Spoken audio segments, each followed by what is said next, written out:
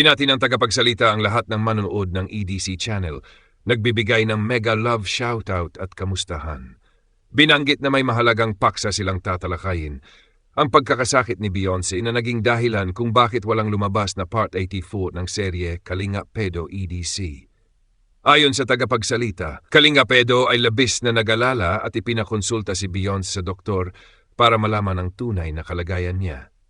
Nagulat naman si Kalinga Prab sa mga pangyayari. Binigyang diin din na bago magbigay ng opinyon o komento, dapat tapusin muna ang buong video. Hinikayat din ang mga manood na tuloy suportahan sina Kuya Bal at Kalinga Prab sa kanilang araw-araw na charity vlogs at panoorin ito ng tuloy-tuloy para mas marami silang matulungan. Paglilipat ng usapan, good vibes sa EDC. Ikinuwento na sa kabila ng issue, marami pa rin ang nag-aabang sa EDC kahit minsan ay walang bagong upload si Kalinga Prab. Kapansin-pansin daw ang kasiyahan ni Rab sa mga biyahe at gala, bagaman sa lab team ay wala pang bagong content. Para kay Beyonce, sunod-sunod ang blessings. Maraming sponsor ang nagbibigay ng tulong at kumukumpleto ng gamit sa bahay niya. May mga proyektong hindi pa tapos pero patuloy pa rin ang paggawa. Pinuri ang magandang posisyon at kalagayan ni Beyonce sa ngayon. Usapang kasalan at issue ng scripted love team. Binanggit na ayon sa plano ni Kalingap Edo, si Beyonce na lang ang hinihintay para matuloy ang usapang kasalan. Pinuri ang kanilang tambalan at hiniling na sana magtagal hanggang forever. May mga paratang mula sa iba, gaya ni Makagago, na ang love team ay scripted at ginagamit lang para sa views. Ngunit ayon sa tagapagsalita, para sa kanya, hindi ito scripted. Bilang patunay, binanggit ang patuloy na personal na atensyon ni Papa Eds kay Beyonce, paghahatid sundo at pag-aasikaso araw-araw. Kung scripted, malamang hindi na niya ginagawa ito. Dagdag pa, sinabi ni Beyonce na hindi siya susuko at hindi sisira sa kanilang pangako kahit ano pa ang mangyari. Pagbalik sa main topic, sakit ni Beyonce. Ayon sa tagapagsalita, ang malalang sakit ni Beyonce ay may kinalaman sa trauma at stress mula sa pambabash at paninira laban sa kanya sa social media. Ipinakonsulta siya ni Papa Eds upang masigurong maayos ang kalagayan niya, lalo na sa mental health. Paliwanag pahit gaano katatag ang isang tao kapag paulit-ulit nakararanas ng negatibong komento at intriga, maaring mawala ng gana kumain, mahirapang matulog, at maapektuhan ang kalusugan. Kaya't marahil ay walang munang upload si Rab upang makapagpahinga at makabawi si Beyonce. Ayon sa doktor, kailangan niyang alagaan ang katawan at isipan at iwasan muna ang mga negatibong bagay online. Mahirap daw sa social media dahil kahit wala kang ginagawang masama, maari ka pa ring siraan. Nakita raw na dito mahina si Beyonce sa pagtanggap ng matinding pambabash. Pagtatapos, tinapos ng tagapagsalita ang video sa pagbibigay opinyon na mas mainam muna para kay Beyonce ang magpagaling kaysa patulan ang mga issue. Ibinabalik ang tanong sa mga manonood kung ano ang masasabi nilinaw ang mga konteksto. 1. Pamimili para sa bagong bahay ni Beyonce. Nagsimula ang araw sa pamimili ng mga gamit para sa bagong bahay ni Beyonce. Binanggit na may mga gamit na binili sa Jangwon dahil may malaking discount doon at sa City Hardware para sa iba pang pangangailangan tulad ng padlock at padstock. Bumili rin ng tornado with pedal, panglinis ng bahay, water dispenser at iba pang gamit sa kusina. Hindi na nag-video sa loob ng ilang tindahan para maiwasan ang problema sa copyright dahil maingay ang lugar. May nabanggit ding mga bisitang big time na darating, kabilang ang grupo ni Mamimita Ganer. May binanggit ding mga negosyong protest at howling na pagmamayari ng isang kuya na dapat tulungan. 2. Pagbisita sa bagong bahay ni Beyonce. Papunta ang grupo sa bagong bahay ni Beyonce na inilaraw ang maganda at halos kasing ganda ng bahay ng tagapagsalita. Pagdating sa bahay, nagkuwento si Paddy at Maddie na may problema si Beyonce dahil nagkasakit siya matapos ang kanyang live selling kagabi.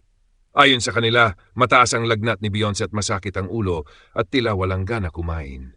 Wala raw almusal at tanghalian. At nahirapan siyang magluto kaya nag-aalala ang mga kaibigan na baka magutom.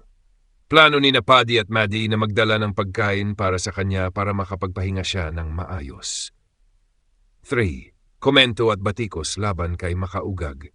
Sa gitna ng usapan, lumihis ang tagapagsalita sa pagbibigay ng matinding batikos kay Makaugag, isang content creator. Binanggit na sa huling reaction video nito, sinabi raw nitong wala siyang balak tumulong sa kapwa at ginagamit lang ang kita para sa sariling pamilya. Inakusahan siya ng pagiging hipokrito, naninira sa mga taong tahimik na tumutulong at umaasa sa mga screenshot para makagawa ng content. Maring pinuna ang ganitong pag-iisip, lalo na para sa taong kumikita ng malaki pero walang malasakit sa mahihirap. Photo, pagdating sa bahay ni Dr. Love. Dumating ang grupo sa bahay ni Dr. Love, dala ang mga pinamili para sa kusina at bahay. May mga bisita sa loob, kabilang ang batang tinawag na Pico. Ipinakita ang ilang bahagi ng bahay. Maluwag na kainan para sa mga bisita. Malaki at maganda raw ang banyo. May shower ngunit mahina ang daloy ng tubig sa itaas dahil pantay ang level kumpara sa baba kung saan mas malakas. May mga usapan tungkol sa pagkakabit ng mga gamit, paglilinis para sa mga bisita at mga gawain sa bahay.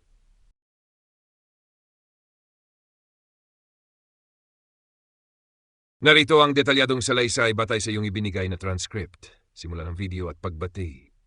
Binati ng tagapagsalita ang lahat ng manonood ng EDC channel, nagbibigay ng mega love shoutout at kamustahan. Binanggit na may mahalagang paksa silang tatalakayin, ang pagkakasakit ni Beyonce na naging dahilan kung bakit walang lumabas na Part 84 ng serye Kalingap Edo EDC. Ayon sa tagapagsalita, Kalingap Edo ay labis na nag-alala at ipinakonsulta si Beyonce sa doktor para malaman ang tunay na kalagayan niya. Nagulat naman si Kalingap Rab sa mga pangyayari. Binigyang diin din na bago magbigay ng opinyon o komento, dapat tapusin muna ang buong video.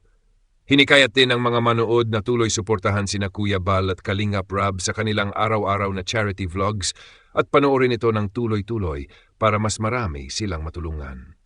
Paglilipat ng usapan, good vibes sa EDC.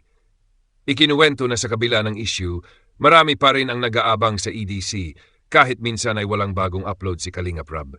Kapansin-pansin daw ang kasiyahan ni Rab sa mga biyahe at gala, bagaman sa love team ay wala pang bagong content. Para kay Beyonce, sunod-sunod ang blessings. Maraming sponsor ang nagbibigay ng tulong at kumukumpleto ng gamit sa bahay niya. May mga proyektong hindi pa tapos pero patuloy pa rin ang paggawa. Pinuri ang magandang posisyon at kalagayan ni Beyonce sa ngayon. Usapang kasalan at issue ng scripted love team. Binanggit na ayon sa plano ni Kalingap Edo, si Beyonce na lang ang hinihintay para matuloy ang usapang kasalan. Pinuri ang kanilang tambalan at hiniling na sana magtagal hanggang forever. May mga paratang mula sa iba, gaya ni Makagago, na ang love team ay scripted at ginagamit lang para sa views. Ngunit ayon sa tagapagsalita, para sa kanya, hindi ito scripted. Bilang patunay, binanggit ang patuloy na personal na atensyon ni Papa Eds kay Beyonce, paghahatid sundo at pag-aasikaso araw-araw. Kung scripted, malamang hindi na niya ginagawa ito. Dagdag pa, sinabi ni Beyonce na hindi siya susuko at hindi sisira sa kanilang pangako kahit ano pa ang mangyari. Pagbalik sa main topic, sakit ni Beyonce. Ayon sa tagapagsalita, ang malalang sakit ni Beyonce ay may kinalaman sa trauma at stress mula sa pambabash at paninira laban sa kanya sa social media. Ipinakonsulta siya ni Papa Eds upang masigurong maayos ang kalagayan niya, lalo na sa mental health.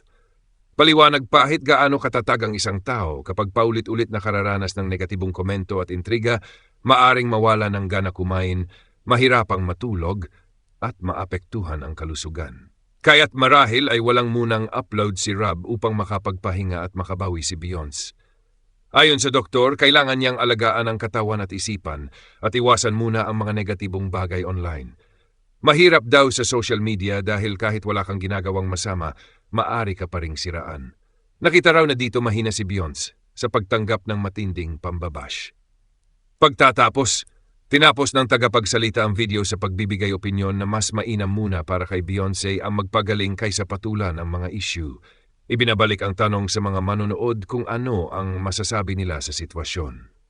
Kung gusto mo, maaari ko ring gawin ang chronological breakdown ng salaysay para mas malinaw ang step-by-step na doing pangyayari at reaksyon.